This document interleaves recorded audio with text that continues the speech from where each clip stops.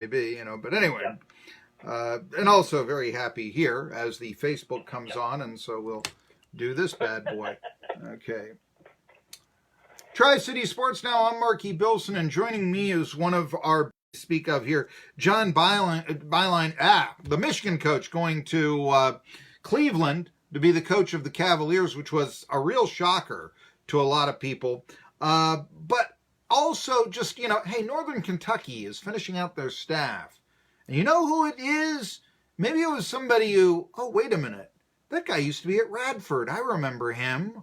Or, oh, really? I mean, if Omar Watad at Lincoln and Memorial is going to move up the coaching ranks, were you as shocked as I was that Cleveland hired Michigan's 66-year-old coach, Adam Nelson? Yes, Marky. Unbelievable. Yeah, I am more than shocked. I think, I think there's a lot of reasons with coach at every level except for the NBA. Came up as a high school coach, junior college coach, two coach, a great run at Michigan, making a lot, $3.8 million at Michigan, signed for 2020. Yes, there's a lot of different theories here, but that one really surprised me, especially happening this late. Well, let me ask you then, why? Well, good question. So I think there's two trains of thought here. One, it doesn't matter who you are. There's always that, thing in the back of your mind, you want to coach in the league. That's still, granted he's at Michigan, but the NBA is still the NBA. He's 66 is probably his last shot to do anything like that. So it's kind of the, hey, can you do that? But, that's one of the thoughts. Hey, he coached everywhere. Maybe give the NBA a shot. The second theory is college basketball is a mess right now. Mm-hmm. Recruiting is a challenge. We're way, doing what they do. Beilein kind of has that. Beilein has always been a guy who has run a really good program. People call him a culture driver, but he's really good at what he does. He's really good at setting the culture. He does things the right way. And sometimes, some thought that he was kind of tired of what's going on in college basketball, and he's out there recruiting and doing things the right way. The players, the travel, but it's different. It's different than dealing with kind of like the dirty underbelly of college basketball right now with all the stuff that's going on in the recruiting world, which is nuts. And I can see that, and I mean, we hear about the egos in the NBA, but yeah, there is the idea, wait a minute, I'm 66 years old, and going into the 17-year-olds, will you come play for me? And all. I mean, you were a coach too, you know this game.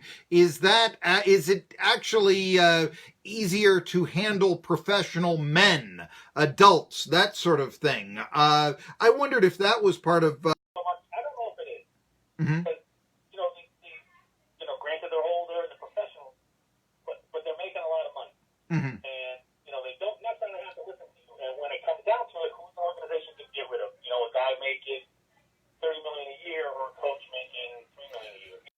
Mm-hmm. The stuff that he's dealt with this year, it hasn't been a ton of talk about it. It's starting to come out a little bit now, but some of the stuff he's dealt with in the locker room, some challenges that I think that Brad Stevens has had dealing with players in the NBA, would I think make him a little bit interested in this Michigan job. Well, that's interesting right there, because I know that there's been all kinds of people that have been up on for the Michigan job. I saw Bob McKillop at Davidson, and that was the one that really surprised me because there for more than a generation, and he's 68 years old. And see, I remember Bob McKillop when he'd take Davidson in to play ETSU. I remember how great he was to everybody in the media, how he'd diagram plays for the student newspaper at Davidson. I was so impressed with that, and how friendly he was. But yeah, mid-major basketball coach of 68 years of age, who in a big... I don't, to be honest, I've seen him and I've heard his name mentioned. I don't think it's a good. I think, a lot of people will draw comparisons between him and John Beilein a little bit. Really good teachers of the game, good coaches, good people. So I think that's why he's there. He's similar. He's similar to Beilein. But in all honesty, I don't. Saw that brought out stools for his players for a timeout. That was at Marshall in '94 against ETSU. And, so we're familiar, and you knew he was going places way back then. Michigan, you mentioned Brad Stevens' name, But Billy Donovan, a lot of people say he's the top choice. What do you think? Could Donovan be the coach at Michigan? You know what? I don't know. I mean, Donovan's got a lot of success in college. Won a couple national championships. Well, I think they got bumped out the last 3 years in the first round. So it makes sense, I guess, from that standpoint. But, a lot of people kind of around him that you talk to and hear things from, it sounds like he's happy in Oklahoma. Yeah. I don't know if that,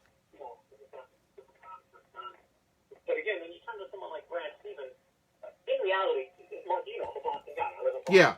How happy is Brad Stevens right now? Honestly, how happy is he? They really underperformed this year. It was not what people expected, especially with all the talent on that roster, the money they spent. So from a happiness standpoint, you got to think of a guy like Brad Stevens that he was going to wind up as the next head coach in Indiana. Mm-hmm. Because he is a college guy. Well, listen, this is not Indiana, it's still Michigan. It's a really good Big Ten job. He's a Midwest guy. But there's a lot of pieces, in my mind, to stick here for Brad Stevens. And I know a lot of people about this job, and I've got a list of like 10 or 12 names. I know that, the pro coach that I kept hearing about was Donovan, but hey, Adam Nelson, hoopdirt.com, says, pay attention to Brad Stevens of the Celtics. Very interesting and such. And yeah, maybe wanting to go to the college game is as desirable to him. That one of the reasons why maybe the Cavaliers were interested in Beilein is, let's face it, Cleveland, it's Big Ten country. And we know about Ohio State and Michigan. So Michigan's very much on the mindset of people who are in Ohio and all that. Maybe they hate them, but it's on the mindset, just like, let's say, Nick Saban is on the mindset of people in East Tennessee and all. And so, the opportunity to get this Big Ten coach and such, yeah, maybe he would be, if it was the same situation with, I don't know, the Phoenix Suns or the Sacramento Kings. It's like, we're not hiring a 66-year-old guy from the Big Ten. Do you think location might have had something to do with the hire of Beilein? Oh, definitely. I think you're 100% right on that. Like, this hire doesn't fly in Phoenix or anywhere else. But yeah, because, he's a Big Ten guy in the Midwest. I think it's definitely, it's gonna put people in the seat, especially the first couple of years, because they're going to be curious to see how they, like I said, they talk about Beilein as a culture driver. I think they want him in there to change the culture a little bit, to be able to teach. He's a really, really good teacher. He's a very good offensive coach. Whether that translates in the NBA or not, I don't know. I mean, they do like to shoot a lot of threes. They play wide open usually. So, I think he's got a lot of really good qualities. But again, so obviously he can coach. The biggest thing is, are these NBA guys going to buy into him? Which, who knows? I think that's a tough question. Like I said, I think in Boston, you're seeing right now that, and whether it's Brad Stevens' style, very hands-off, letting guys police themselves. So can Beilein grab their respect? Maybe, or is the NBA elite where, he's really focused on former players coaching, where they do have a little bit of different respect from the younger guys because they've been through it. I don't know. So I think, again, yes, location, great fit for Beilein. They'll put people in the seats. But, can he get it done there? I don't know. How good of a job is Michigan? I mean, I know they've won the national title, Fab Five in their history, all of this, but at the same time, when it comes to prestige in the Big Ten, I got to still think Indiana, even if they haven't done it in a while, is number one. That's the blue blood program, and Michigan is always going to be, at best, the blue blood program of football, let's say. But still, great overall athletic program, certainly. Some might say the very best. But how good is the Michigan basketball job? So I think when Beilein took this 12 seasons ago, it was, a middle-of-the-road stuff. Obviously, coach's salary is huge now. Mm-hmm. I think they're really, really a good Big Ten program. I mean, I think it's a place where you can win. If you get the right guy there, you can really win. I mean, it's still, it's got national name recognition, obviously. And now, after 12 years of John Beilein, they really do have the resources to win. But quite frankly, because this thing shook down so late, are they going to be able to win now? Are they going to be able to find the right guy? They got a couple internal candidates that could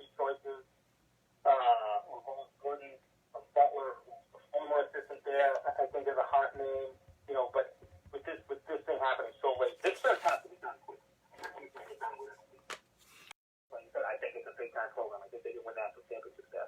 But how far is this search that potentially set this program back to right now?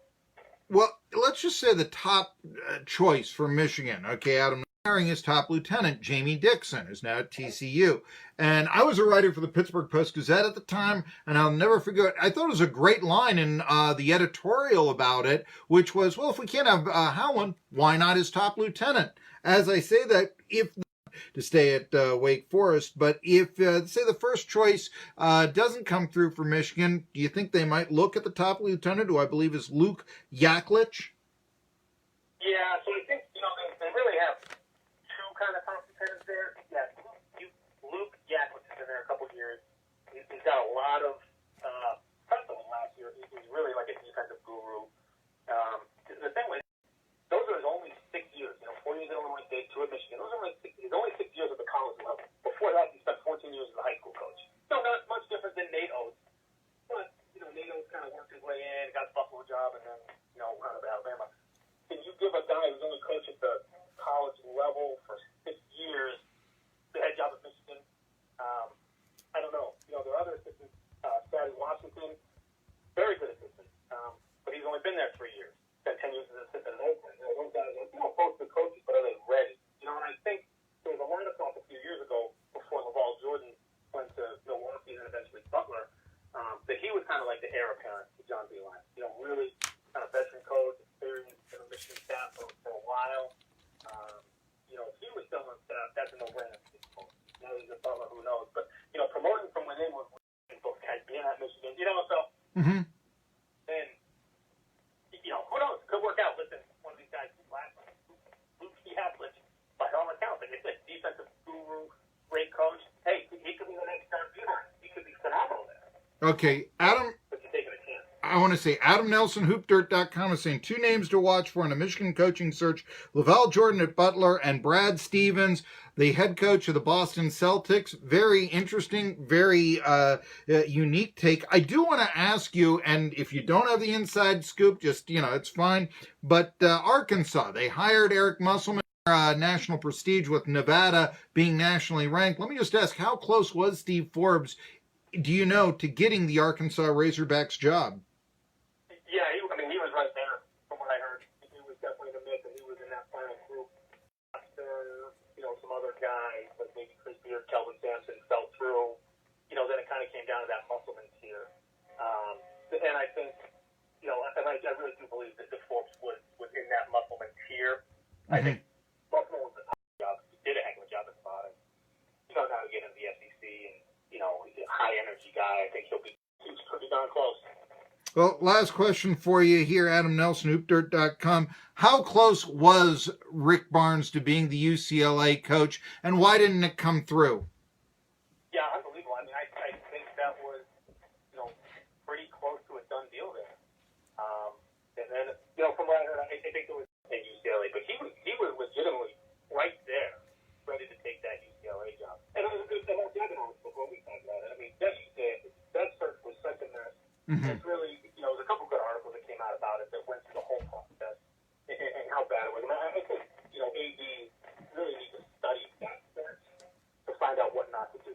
Yeah, I agree. That thing was a mess from the start. I think I had it. That was his job. I'm not exactly sure what happened at the end, but something happened, which got him back to Tennessee. He is Adam Nelson. He runs HoopDirt.com. He's got all the basketball coaching scoops. I mean, all of them. But also, he's the AD at Massachusetts Bay Community College. I got to find a community college you can come down here to Appalachia and play here. We got to do that home and all that sort of stuff. All right. Adam Nelson, HoopDirt.com. Check him out. Tri-City Sports Now coming back after this. There you go.